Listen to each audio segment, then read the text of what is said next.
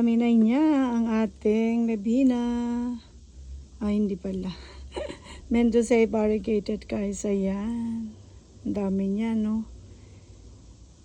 So, ayan. Magpa-grow ka pa. Magpalaki ka pa para makat kita.